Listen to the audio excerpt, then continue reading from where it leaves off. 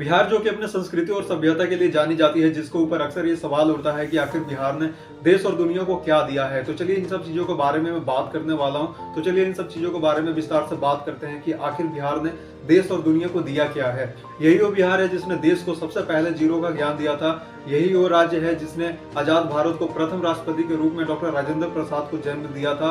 ना जाने इस तरह के कितने लोग हैं जिसने बिहार से होते हुए देश और दुनिया को ना जाने क्या क्या दिया है। आज मैं सबके बारे में विस्तार से बताने जा रहा हूँ। बिहार जिसका नाम से ही महान धर्म बौद्ध धर्म का नाम जुड़ा हुआ है, यही वो धरती है जहाँ पर प्राचीन काल का सबसे प्रतापी शासक सम्राट अशोक का जन्म हुआ था, जिसने इतिहास में अपना नाम एक ऐसे लकीर से लिखकर गया है जिसे शायद इतिहास के पन्नों से मिटाना असंभव है। बिहार देवों की भूमि कही जाती है। सतयुग से अभी तक भगवान राम को बांके बिहारी कहा जाता है। आज भी रामायण के चौपाई में श्री राम को बांके बिहारी लाल के नाम से पुकारते हैं। भगवान श्री कृष्ण को भी बांके बिहारी कहा जाता है। बिहार भगवान बुद्ध की भी स्थली है जहाँ पर शांति और ज्ञान के उपदेश दिए जाते थे। इस सभी को मिलाकर भारत की अत्याधुनिक संस्कृति से बिहार को जोड़ा जाता है।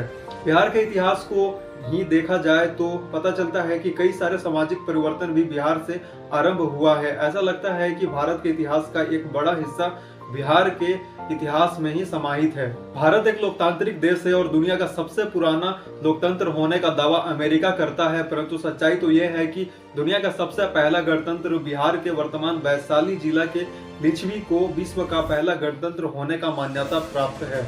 वहीं मैं आपको बता दूं कि बिहार की मिट्टी से कई सारी चीजें बनती हैं। दुनिया के दो महान धर्म बिहार के मिट्टी से ही निकली है, जो क्रमशः जैन धर्म और बौद्ध धर्म है। तो वहीं सिख धर्म के आखिरी गुरु गुरु गोविंद सिंह का जन्म भी बिहार के राजधानी पटना में हुआ था। यही कारण है कि आज पटना साहिब सिखों का एक महान पवित्र स्थल माना जाता है। बिहार धर्म की भूमि के साथ आंदोलन की भूमि रही है और बिहार ही ज्ञान की भूमि रही है। यही वो बिहार है जहां नालंदा विश्वविद्यालय में देश और विदेश के छात्र ज्ञान प्राप्त करने आते थे। आपको बता दूं कि बिहार ही वो भूमि है जहां के चंपारण से महात्मा गांधी ने आजादी की लड़ाई आरंभ की थी। आज के दौर में राजनीति में जिस कूटनीति का प्रयोग होता है, उस कूटनीति को भी पढ़ाने वाले चाणक्य भी बिहार के ही मिट्टी से जन्मे थे और एक महान शासक चंद्रगुप्त को तैयार किया था। वहीं जिन्होंने रामायण लिखी थी वो व्यक्ति भी बिहार के मिट्टी से उपजे थे, जिनका नाम वाल्मीकि था। बात अगर अध्यात्म की हो या विज्ञान की, तो दुनिया को सर्जरी का ज्ञान भी देने वाले पहले बिहारी ही थे। सर्जरी के जन्मदाता सूरजरूत भी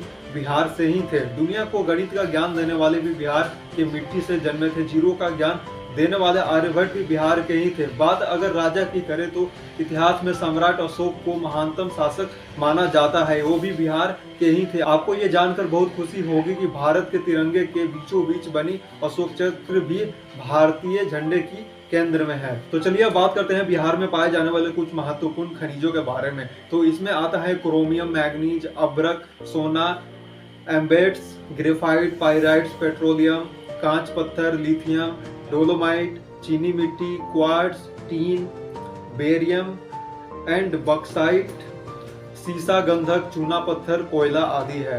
तो ये सभी कुछ महत्वपूर्ण बातें थी बिहार के बारे में। अगर ये वीडियो आपको अच्छा लगे तो इस वीडियो को लाइक शेयर जरूर कीजिएगा और इस चैनल को सब्सक्राइब जरूर कीजिएगा। तो मिलते हैं आपसे अगली वीडियोस में ऐसी वीडियोस लेकर के। तब तक के लिए जय हिंद।